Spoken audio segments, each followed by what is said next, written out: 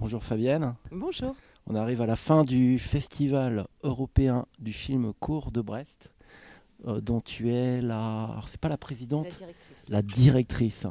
Est-ce que tu peux nous faire un premier bilan de ton point de vue à toi? Oui, moi je commencerai par les spectateurs parce que c'est quand même ma préoccupation première, le public, le public, le public. Donc moi je suis très contente de ce retour en salle des spectateurs à l'heure où on fait des états généraux des festivals, où on se retrouve régulièrement à Paris pour réfléchir à comment faire revenir les spectateurs en salle.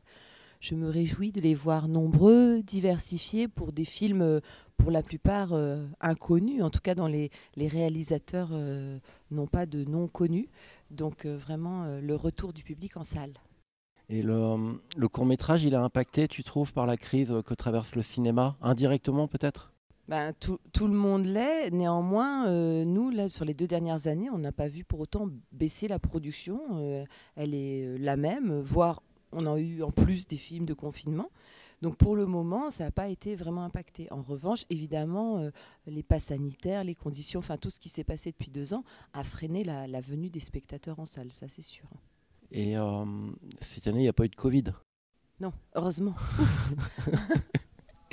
Est-ce que le festival va retrouver l'année prochaine son lieu, le Oui, Quartz? oui, on a tellement hâte. Alors, c'est pas qu'on n'était pas bien ici, on est dans un endroit vraiment magnifique. Et puis, on a eu la chance d'avoir aussi une grande salle de 500 places au Macorlan. Enfin, on était vraiment pas mal lotis. Mais le Quartz, c'est vraiment une immense salle. C'est une des plus grandes salles de France, juste après le Grand Rex. Et puis surtout, ça permet aussi de tout centraliser, donc d'avoir vraiment un cœur de festival, un bar où tous les invités se croisent, un endroit central où on peut vraiment faire et les projections et les rencontres et tous les échanges dont on a besoin. Un lieu central, quoi. Oui. Peut-être qui te manque, tu trouves que ça manque un peu entre les deux petits cinémas, le Macorlan et Moi, le... pour moi, c'était vraiment un plaisir d'utiliser d'autres lieux de la ville, un plaisir aussi d'être à la fois sur la rive droite et la rive gauche, puisqu'il y a peu de lieux culturels, souvent sur les rives droites des villes. Néanmoins, il y a plusieurs personnes qui ne connaissent pas Brest, qui effectivement se sentaient un peu perdues dans ces différents lieux. Donc, c'est plus simple finalement il y en a un à 2 minutes de la gare. On dit vous arrivez à la gare, vous nous rejoignez au Quartz. C'est très efficace. Est-ce que alors, une des particularités du festival, c'est que toi, tu en es la directrice, mais pratiquement toute l'équipe, je crois, c'est pratiquement que des filles. Oui, ce sont que des filles. C'est une Alors, volonté que des ou c'est un filles, hasard? on a une équipe élargie parce que toute l'année, on est 5 personnes. À 2, 3 mois avant le festival, voilà, on devient une petite dizaine et pendant le festival, une quinzaine. Donc, dans cette quinzaine, on a des régisseurs, il y a quelques garçons, mais très peu. Mais en tout cas, au niveau de la programmation et du cœur de l'association, effectivement, nous sommes une équipe de filles. Et c'est une volonté? C'est quelque chose qui s'est fait Non. par hasard? Oui, oui, ça s'est fait par hasard. Enfin, ça s'est fait par hasard. Et puis sans doute qu'après, il y a des sensibilités qui se nourrissent, des choses qui. Mais au départ, c'est évidemment pas une volonté d'évincer les hommes, hein. Nous ne sommes pas ces animaux-là qui mangent leur. Et cette parité, parce que alors là, je vais plutôt parler de parité, on la retrouve aussi dans les séances, beaucoup de réalisatrices. Oui, on était beau. Alors là, par exemple, bon, évidemment, on y veille. On fait attention à la représentation la représentativité des personnages dans les films, donc le personnage central, par exemple, des réalisatrices, mais aussi dans les autres métiers, s'il y a une scénariste, une compositrice ou un compositeur. Mais là aussi, ça vient assez naturellement, c'est-à-dire le fait d'être une équipe de filles fait que quand on regarde les présélections, sans faire exprès de regarder qui l'a réalisé, on va aller vers des films et qui souvent aussi sont réalisés par des femmes. Mais on était à peu près on était à un peu plus de 50%, mais c'était pas non plus 80% des films. Et ça correspond pas à la production. Tu penses qu'il y a encore un déficit de production? Ah oui, Il y a c'est pas. il reste moins de réalisatrices qui sortent de l'école que de C'est allé réalisateurs? très vite depuis quelques années. C'était encore le cas il y a quelques années. Là, dans les films qu'on reçoit, il y a encore plus de réalisateurs, mais il y a beaucoup de réalisatrices qui arrivent. En fait, le fait de voir des films faits par d'autres femmes, bah, ça enclenche automatiquement des nouvelles choses. Et est-ce que tu peux nous donner quelques petits secrets de fabrication? Donc je crois que vous avez visionné pas loin de 1300 films cette année? Ouais, un peu plus, 1500 à peu près. Ouais. 1500? Comment vous vous organisez? Alors, il y a plusieurs choses. D'abord, on voit des films en festival quand on se déplace. D'autre part, on n'est pas toute seule. On est épaulé par une équipe d'une quarantaine à une cinquantaine de personnes qui sont des présélectionneurs des films en deux comités, un comité France, un comité Europe, puisque donc les films européens arrivent en VO, en général sous-titrés en anglais, mais pas toujours. Et puis, ils nous font ce qu'on appelle remonter les films. En tout cas, ils nous les transmettent. Et ensuite, nous, on fait vraiment la sélection finale. Donc, on envoie, moi, j'envoie à peu près 600, je pense. Toi, tu envoies 600 Oui. personnellement? Oui. Waouh! Et alors, ton activité, parce que là, on arrive à la fin du festival, est-ce que pour toi, c'est le début des vacances ou j'imagine que tu prépares déjà l'année prochaine? Pas trop, parce que le festival, il est en novembre et que tous les bilans sont à rendre avant les vacances de Noël. Donc pour tous nos financeurs, en particulier publics, mais pas seulement, la région, le département, mais aussi des dossiers de mécénat, tout ça est à monter dans le mois qui vient. Donc je vais dormir un peu la semaine prochaine, mais après il faut vite préparer tous les bilans de l'événement et préparer les dossiers de demande de subvention pour 2023 et l'édition 2023 bien sûr. Et donc, parce que côté court, il y a le festival, mais il y a d'autres temps de côté court. Ouest. Côté Ouest. Côte ouest, pardon. Ouais. Côte ouest, il y a donc le festival qui est, on va dire, sa fenêtre sur le monde, mais il y a aussi une activité au long cours. Toi, tu es impliquée sur cette activité-là aussi? Oui, bien sûr. Et donc, ça t'occupe au long cours? Moi, je suis directrice du festival et je suis directrice de l'association qui est à la fois... Le festival, en fait, c'est à la fois un point de départ et un point d'arrivée. C'est-à-dire, c'est des fois une première rencontre avec le court-métrage et derrière, nous, on va travailler au long cours avec le jury jeune, par exemple, toute l'année, à faire un atelier de programmation et des temps de rencontre avec des professionnels.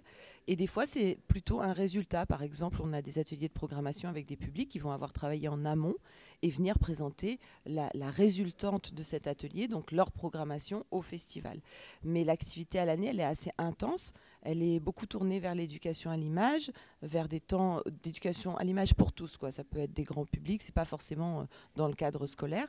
Et puis on a des temps forts. On fête activement la fête du court-métrage, par exemple, au printemps. On a des séances de cinéma en plein air pendant l'été. Enfin voilà, on jalonne l'année de temps forts événementiels autour du court-métrage. L'éducation à l'image, c'est un point fort on va dire, du festival. On voit énormément de jeunes dans les salles. C'est un travail de longue haleine. Oui, ouais, ça se fait pas en un jour. À la fois de longue haleine dans le temps, puisque nous on le fait évidemment depuis longtemps, mais aussi de suivi régulier dans l'année. C'est pour ça que c'est important. Si on fait juste un festival une fois par an, c'est plus compliqué d'avoir les gens. Il faut vraiment qu'il y ait une accroche, une continuité et aussi pour préparer les questions qu'ils vont poser. Enfin voilà, un fond qui va permettre ça. Je sais que par exemple, il y a des élèves du lycée Saint-Martin de Rennes qui font le déplacement. Donc Oui.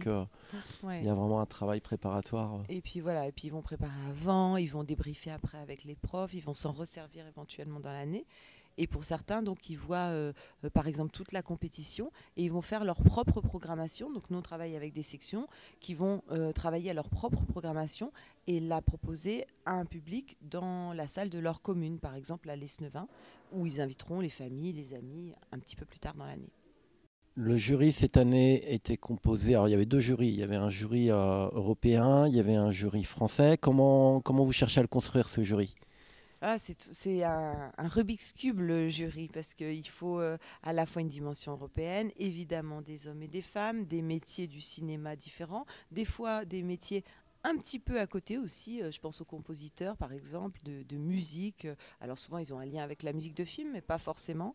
Donc il faut vraiment composer ça avec soin et idéalement en plus que les gens peut-être soient liés à une avant-première de film ou comme c'était le cas avec David Bertrand qui est directeur de casting d'un long métrage qui sort très prochainement. Enfin voilà, donc c'est comme un petit tricot, il y a plein d'éléments à prendre en compte et puis il faut tisser un jury. Le jury il a rendu son palmarès. Est-ce que toi, dans les 600 films que tu as vus, tu as retrouvé un peu ton palmarès à toi? Et est-ce que tu as envie de commenter ce jury, toi, en tant que directrice? Est-ce que tu en as le droit déjà?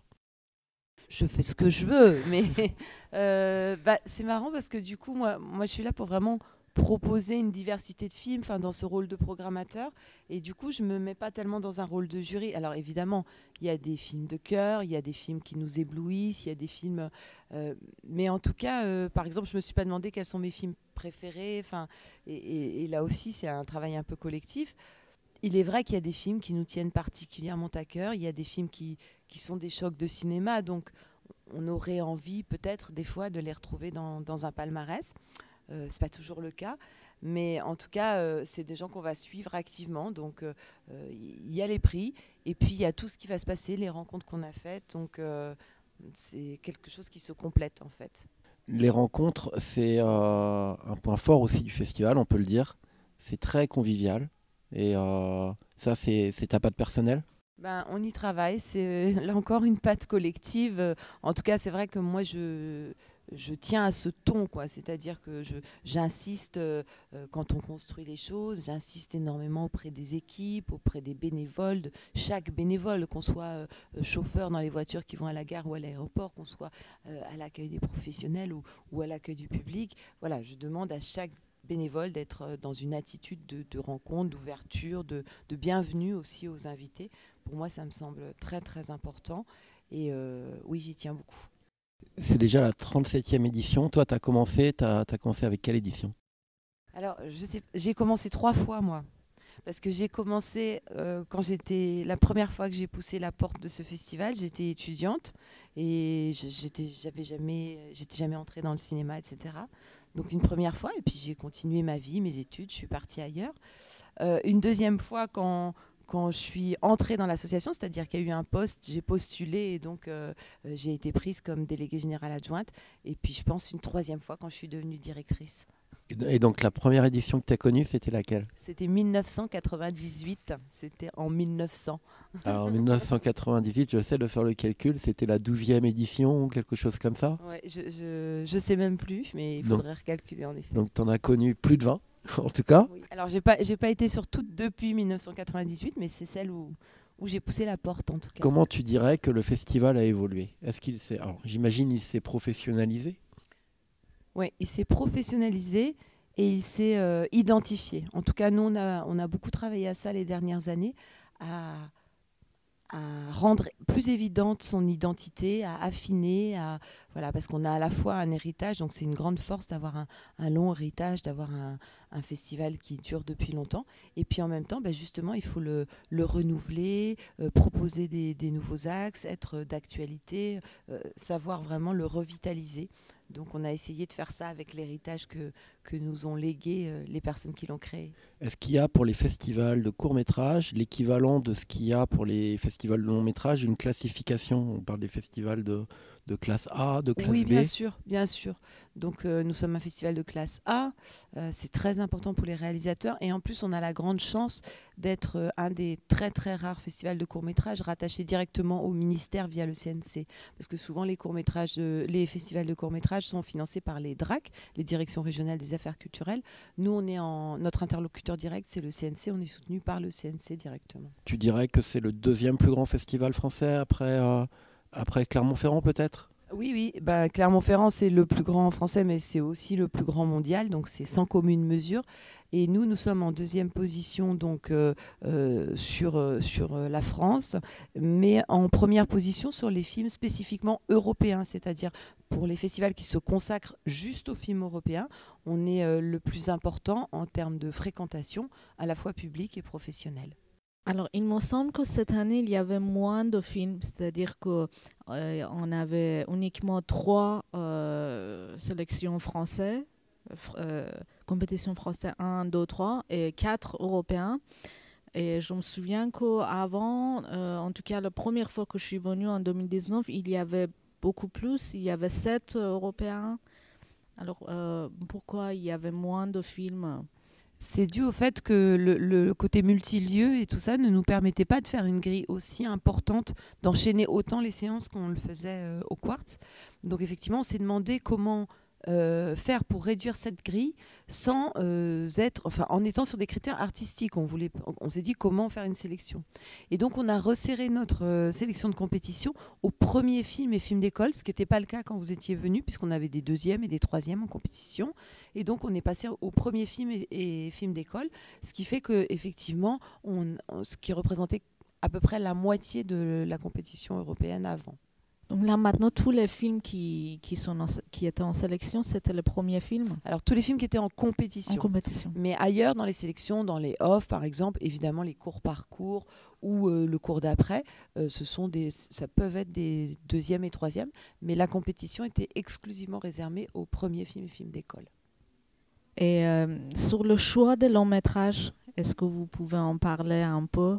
Oui, là encore, c'est vraiment l'idée d'avoir ce lien étroit avec le court-métrage et de suivre les parcours, de se dire, voilà, cette personne, on l'a vue il y a quelques années, on a vu un premier film, des fois un deuxième, voire un troisième, et puis là, ça y est, c'est un tremplin vers le long. Et donc, on voulait tisser ça et en profiter pour remontrer les premiers cours, donc qui pour la plupart étaient passés à Brest, mais certains un peu anciens. Je pense à celui de Blandine Lenoir, par exemple, qui datait déjà de 2010, et en fonction, évidemment, de l'actualité des films, puisqu'on tenait à ce que ce soit des avant-premières de long métrage. Donc voilà, là encore, il faut être au courant des films qui vont sortir, faire le lien avec les courts-métrages qui sont passés par Brest, et puis composer un programme intéressant pour le public. Et un des temps forts du festival, c'est un cours, un parcours qui a tous les jours à 12h30. Sur le choix des cinéastes qui étaient accueillis pour cette séance-là. Comment vous avez trouvé les jeunes réalisateurs et réalisatrices? Alors là, c'est pareil. Pour nous, c'est comme un cours, un parcours, c'est comme une petite collection. Une collection de 4 rendez-vous, 4 moments. Donc on tient à ce qu'elle soit représentative de la diversité du cinéma qu'on va retrouver dans les différents programmes. Évidemment, on tient à ce qu'elle soit européenne. Et là encore, qu'elle soit en écho avec d'autres programmes. Donc, par exemple, Christelle Alves Mera, elle sortait son premier long métrage, donc on revenait dans un cours, un parcours sur son film, mais c'était également le film de Tatiana Delaunay, donc qui a servi de support, enfin dont une photo a servi de support à l'affiche du festival cette année, qui avait eu le prix spécial du jury l'année dernière, donc on s'est dit c'est l'occasion de le remontrer, qu'elle vienne, en plus l'affiche est partout, donc les gens voyaient le film de l'affiche, et voilà, et ainsi de suite. Samedi, Lucie Plumet venait présenter son nouveau court-métrage, donc on avait à la fois des gens qui présentaient du long, qui présentait du court, et c'était assez diversifié aussi dans les pays représentés. Est-ce que vous pensez à une démarche pour diffuser plus largement les courts-métrages? On teste beaucoup de choses, hein. On a testé beaucoup sur les années en ligne, on a cette fameuse fête du court-métrage qui est quand même un événement assez important en France et qu'on accompagne, etc. Nous, on est partenaire d'un réseau de salles. On a de la chance en Bretagne d'avoir un réseau de salles associatives, Cinéphare, qui est très actif, donc qui propose du court-métrage avant le long, d'où le nom du jury des passeurs de cours. Mais il est vrai que ça reste compliqué pour les gens de voir du court-métrage parce que le court-métrage en salle, il faut tomber dessus au bon moment. Il y en a un avant un long, mais des programmes de court-métrage en salle de cinéma, il n'y en a pas beaucoup. Alors, il y a quelques distributeurs qui se mettent à en faire, donc on accompagne là encore les sorties, mais on a peu d'occasions, malheureusement, de voir du court-métrage en salle. C'est dommage, il faut penser à proposer, comme ici, des sélections de quelques courts-métrages ensemble, et dans tous les cinémas ou dans le cadre d'un ciné-club. Et les cinémas les prennent aussi assez difficilement, les programmes de cours, quoi. Donc, on y travaille. C'est un problème de format pour lesquels ils ne prennent pas? C'est parce que c'est difficile à calibrer par rapport Non, parce que quand c'est en programme, ça fait 1h30, donc c'est comme un long métrage, c'est l'équivalent, mais ils disent que c'est compliqué à défendre au niveau du public, etc. Après, on a des preuves un peu inverses. Alors évidemment, c'est pas des succès incroyables au box-office, mais je pense au film qui a reçu le César des films Grand 8, par exemple. Voilà, c'est vraiment un film qui a été proposé en programme et le programme a eu une sortie comme un long métrage en fait en salle. Non, parce que dans le temps, ça remonte à loin, mais il y avait des courts-métrages assez souvent avant les longs-métrages et c'était un plaisir. c'est un plaisir cinéphile de découvrir quelque chose comme ça plutôt que de voir des publicités. Ce que font les passeurs de cours. Alors en Bretagne, en plus, on a de la chance parce que évidemment, on peut utiliser l'extra cours de l'agence du court métrage, mais on a un dispositif spécifiquement breton, un genre d'extra cours breton avec Zoom Bretagne en Bretagne. Donc ça c'est vraiment bien. Mais c'est vrai que c'est toujours un seul court-métrage et pas très long parce qu'évidemment, il y a un long derrière. Donc, ça élimine quand même assez vite les films de 30 minutes, par exemple. Et est-ce que le festival, il s'exporte un petit peu est-ce que vous êtes invité des fois à parler de l'expérience du festival dans d'autres festivals, peut-être de long métrage ou... On a pas mal de liens en Europe, donc il nous arrive d'être jury dans des festivals en Europe ou d'offrir des cartes blanches, souvent à l'occasion de controns, enfin d'un anniversaire pour les 30 ans ou les 35 ans. On a déjà fait ça. Mais en revanche, avec les festivals de long métrage, malheureusement, c'est très coupé. C'est vraiment des réseaux différents, des personnes différentes. Et nous, on aimerait beaucoup, on tente de faire cette passerelle, notamment avec les avant-premières de long métrage. Mais c'est difficile d'avoir ces entrées dans les réseaux du long métrage. Alors, on va peut-être poser quelques dernières questions. Est-ce que tu aurais 2 ou 3 anecdotes croustillantes, si possible, sur cette édition et plus globalement, depuis que tu es directrice du festival, est-ce que tu as 2 ou 3 anecdotes que tu as envie de partager? J'en ai plein. Alors, comme ça, je ne sais pas si elles vont me venir, mais c'est vrai que... oui, enfin là j'en ai qui me viennent évidemment assez spontanément. Par exemple la rencontre avec Quentin Ménard et Mémère, c'est-à-dire ce film Nikon sans grande prétention qui est présenté à Clermont-Ferrand. On se rencontre et puis on parle de nos souhaits de faire des choses intergénérationnelles et de faire se connecter et se rencontrer les gens. Et puis il me dit moi, il y a quelque chose que je rêverais de faire. Je rêverais de faire un bingo comme dans le film, mais dans un festival de cinéma. Je l'ai déjà fait dans des contextes plus classiques, mais je voudrais le faire dans un vrai festival de cinéma où il y ait à la fois les réalisateurs, les producteurs, les locaux, des grands-mères et tout ça. Et je lui ai dit, viens, on le fait. Et c'est ce qui s'est passé hier. Je ne sais pas si vous étiez là, mais on a fait un incroyable bingo en bas à la fabrique. C'était dément, c'était fantastique. Enfin, mes mères étaient en larmes à un moment, enfin, c'était très émouvant et en même temps c'était très représentatif de ce qu'on cherche à faire à Brest, c'est-à-dire à un moment donné amener les gens vers le court-métrage en leur disant que c'est pas fait que pour les intellectuels ou les cinéphiles ou je sais pas quoi, c'est des vrais temps de partage et on peut vraiment se rencontrer à cette occasion, mixer les choses et offrir des temps certes de réflexion, d'ouverture sur le monde, mais aussi de rencontres très simples et très spontanées. Au bingo, j'étais pas, mais j'ai vu la présence des drag queens à l'apéro hier soir. Et ben ça allait avec. L'après-midi, on était en bingo. Et puis, oui, l'anecdote, c'est donc Florent Gouelou qui venait présenter 3 nuits par semaine, qui est sorti là, cette semaine. Et puis, je me suis dit, bon, là, sur un film comme ça, il faut vraiment prévenir les réseaux, tout ça. Donc, je cherche un drag queen Brest, je ne les connaissais pas. Et là, je découvre que quelques jours après ma recherche, il y avait un immense cabaret drag queen qui était monté par l'association Phoenix à Quimper. C'était la première fois qu'ils faisaient ça, donc je les ai appelés. Je leur ai dit, nous, on va présenter ce film, je pense que ça peut vous intéresser. Et donc, ils étaient très enthousiastes. Et on s'est rappelés, on a fait connaissance, on ne se connaissait pas. Et hier soir, ils sont venus, ils étaient 40. Et donc, et les drags ont tenu à venir... dans leur habit de lumière. Donc, la séance était vraiment fantastique pour accueillir Florent Gouelou et Romain Heck, le comédien qui est Cookie Dunty sur la scène. Une toute dernière question. Est-ce que tu sais déjà, parce que l'année prochaine, c'est la réouverture au Quartz, est-ce que tu as déjà d'idées de comment tu vas rendre le festival encore plus événementiel? Oui. La réponse est oui, clairement. Déjà, je sais quel film va ouvrir la soirée d'ouverture l'année prochaine. Donc, je l'ai choisi hier soir. J'ai dit, voilà, on va ouvrir avec ça. Et oui, parce que cette année, vraiment, entre le bingo, les drag queens et d'autres choses, m'encourage à penser qu'il faut ouvrir au maximum, faire se connecter les réseaux. Et je pense qu'il y a plein de possibilités. Et ce qui me semble intéressant, c'est quand on décale. C'est-à-dire quand on a des films, qu'on part du film et puis qu'effectivement, on va faire entrer en contact avec des gens qui, a priori, ne sont pas dans l'univers du cinéma. Et donc, j'ai très envie de faire ça. Et le hasard fait que ces derniers temps, j'ai fait plusieurs rencontres assez extraordinaires. Donc, mais j'en dis pas plus, vous verrez. Mais oui, je sais. Et il y aura plus de films du coup. Et peut-être plus de films, mais ça c'est une vraie question, parce que j'ai aussi beaucoup de retours de gens qui me disent, hier soir typiquement, ils me disent « Oh là là, mais il y a Vertige de l'amour, des courts-métrages, la séance était géniale hier soir à 20h30, et puis en même temps il y a 3 nuits par semaine de Florent Gouelou, qu'est-ce qu'il faut choisir ?» Donc peut-être faut réfléchir aussi la grille, et des fois ne pas sélectionner plus de films, mais plutôt se concentrer pour pour que le spectateur soit bien présent, et que ça donne des salles aussi qui réchauffent les cœurs des réalisateurs. Enfin voilà, qu'il y a un vrai échange, et pas des salles à moitié vides. Et c'est ce qui s'est passé hier soir. C'est vrai qu'il y avait un climat particulier dans la salle pour 3 nuits par semaine. Tous les longs métrages, moi j'y étais pas hier soir, mais sur les autres, j'ai vu que les cinéastes étaient vraiment ravis.